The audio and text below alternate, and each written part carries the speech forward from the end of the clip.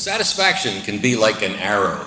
Sometimes it points to this person, and then through some chain of events, it points to another person. Sometimes it even swings back and forth. My wife loved cats, and so, to satisfy her, from the get-go, we had cats in the house. However, as I aged, I became certifiably and seriously allergic to cats. Naturally, my allergy had zero impact on the 2-cat population in the house because the kids loved the cats as well as the dog and the occasional snake and tarantula they kept. Comforting to know I wasn't allergic to tarantulas. However, the kids finally leave the house, go out and seek their fortune after depleting mine, but the cats remain. And suddenly, after about 17 years, the cats died, and the cat-to-house ratio goes from 2 down to a pleasant 0 for me. And the arrow of satisfaction swung from my wife over to me. Now, fast forward. A couple years later, I'm driving down the lane after work, and I noticed that to a cat-free house, I might add, and I noticed that the back basement light is on. I go in to turn it off, and what do I see? A litter box on the floor. Upstairs, my wife is on the couch with a little black cat with a tiny white spot on her chest. She stopped by the SPCA on a whim and saw this cutie, couldn't pass her up. I said, I'm going to call her Ninja because she's dressed all in black and she's going to kill me.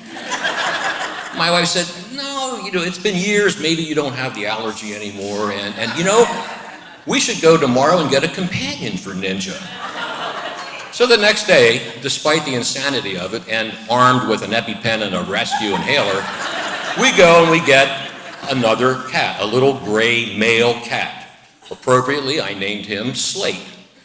Suddenly, the arrow of satisfaction is pointed back to my wife. Now, in actuality, I wasn't too allergic to these cats because of the type of fur they had, and so we managed a sort of Cold War peaceful coexistence. Slate, being a male, he wanted to go out every night, although being neutered, he didn't know why. A couple years later, Slate goes out, never comes back. We lived in the country on 10 acres. I figured, a coyote got him. And now the arrow of satisfaction starts to swing back, stops about halfway between us. Not long after, it's a gorgeous November Saturday, and I'm out putting up no hunting signs around the property, and I finish with the last one, and I hear this tremendous thrashing in the leaves. I investigate, and I find my black cat caught in a trap. And she is in an absolute panic and a frenzy, and I can't get near her. Finally, I managed to pull the trap anchor out of the ground, and I picked the whole assembly up, and I'm holding it there with this howling cat, and it looks like some kind of medieval mace, and I start running back to the house, and I'm yelling for help. Holly comes out, gets the cat calmed down. I get the leg out of the trap, and it's Saturday, so the only place open is the emergency vet clinic on Queen Street. Run off to that we go. We rush her into the place, and they take one look at Ninja and right off to the ER. And I'm thinking, the cat ratio could be 0 pretty soon here. So I fill out the forms, and we go to the waiting room, and we start watching an infinite loop of Animal Planet, because the clinic had one channel, and that was it. Now, it's November and hunting season, and with that, a lot of dogs came in that afternoon with gunshot wounds. And Ninja keeps moving down the triage list. After several hours and approaching death by Animal Planet, I go up to the front desk and say, listen, can I give you my cell phone number and give me a call when the cat's fixed and I'll pick her up? Dead or alive, I figured. The guy says, yeah, just give me a deposit for half the bill. Well, what's the half the bill going to be? He says, give me $200. This free cat's not looking so cheap anymore.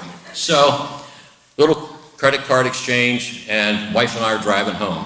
As we drive down the lane and turn the corner to the house, what do we see but a black cat sitting on the patio in front of the garage door? This black cat had a white spot on her chest. My wife said, my God, that's Ninja. I said, my God, whose cat did I just pay $400 for?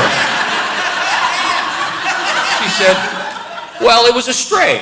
And also, it was a clone, identical twin, stunt double doppelganger for Ninja. And it was probably one of the cats from the neighbor's barn. That cat cost me $750. And just like that, the arrow of satisfaction points right back to the wife because the 2-cat, 1-house ratio has been restored. Those bookend cats are still with me, and Boo has fully recovered, and she seems to be quite satisfied with the whole outcome.